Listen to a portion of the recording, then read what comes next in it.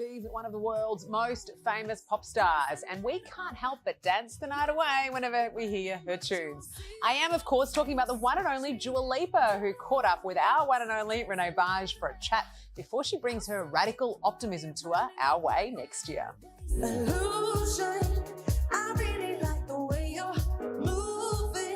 Hey Dua, how are you? Hey Renee, really good, thank you. We are so excited that you're coming to see us and that you're kicking off your 2025 tour dates here in Australia. I know, I'm going to kick it off. I'm really excited. I'm ready for some good weather, some good food. I'm ready for the Australian audiences. You know, it's always like that kind of butterflies, nervousness before such a big tour. And it's like, right, how am I going to prepare? Am I going to be ready? Is it going to go okay? I haven't been back in a little while, so I'm really excited to come back and spend some time down under for sure. So I saw the photos of your bruised knees from the Houdini choreography, and you're such an amazing dancer. But what I love is that you just throw yourself in, body and soul. So how is the body holding up at the moment?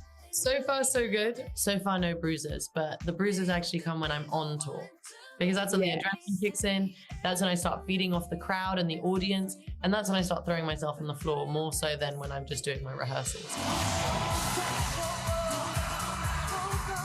So my girlfriends and I were all just talking about how we all have major girl crushes on you because not only are you an amazing singer and dancer, you also have this podcast, which we all love. And I was thinking, while you're in Australia, are there any Aussie artists that you would like to get on the podcast while you're out here?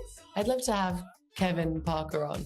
Yes, from Tame Impala. He worked on your album, right? Because I know him in that way. I think the questions will be really interesting, and I think that'll be really interesting for everyone to listen to. Yeah, I hadn't done the podcast in a little while because I was in just mad promo run. It's a crazy job, but I love how curious it keeps me and I learn so many things, but it'll be back. I mean, you're so good at it. If you wanted to be a talk show host or maybe the next Oprah somewhere down the road, you could definitely do it. Thank you. Thanks. I enjoy it a lot. I really enjoy it.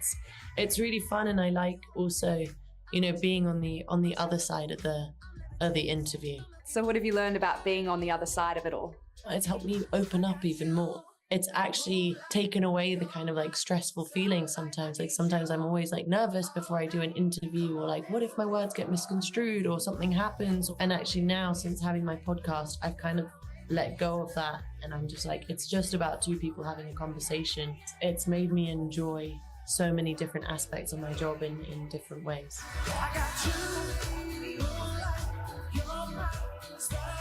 So the last time you were in Australia, you got to get out and about a bit. Is there anything you haven't done or anything new that you want to experience when you're out here? There's always new restaurants that I'm always making lists of and that I want to try. I love to go and do the Bondi to Bronte walk in the morning and hope that I see some dolphins, go to Sydney Harbour, go around the Opera House, you know, just do things where I'm like, okay, I'm back in Sydney, or, you know, wherever I am. It's like, I like to make sure that I feel like I've really been in the city, and because it also helps me for my performance, you know, connecting with a place. Then when I get up on stage, it's always, I don't know, it almost like fuels me in a different way. You must be feeling the love from the Aussies because you've had to add so many tour dates when you're out here. And actually the ticket sales worldwide have been huge. How does that make you feel? Yeah, I'm over the moon. It's something that I've always dreamt of, and I guess having done all the baby steps and having had done all the smaller shows to get to the bigger ones and to see them sell out in this way and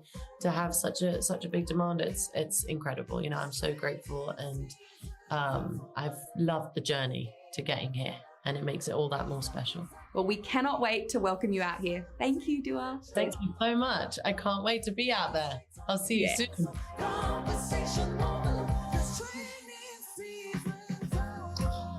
What a cool, superstar. isn't she? Yeah, very Love connected her. lady. Yeah, and loves visiting Australia. Welcome anytime. Well, Dua has added one final show to her Australian tour. Tickets go on sale today at 10 a.m. Head to dualipa.com. I know that she would have no problem singing Raw at the grand final in Melbourne, right? Absolutely not. Yeah, good on you, Or some Dua. of her own hits. Hey there, Today fans. Sarah and... What's my name again? Oh my goodness, Carl. Hey, thanks for watching our YouTube channel, though. Subscribe now for more news, special reports, and amazing Aussie stories. And Carl misbehaving, Whoa, of course. that never happens. Always happens. What's she talking about?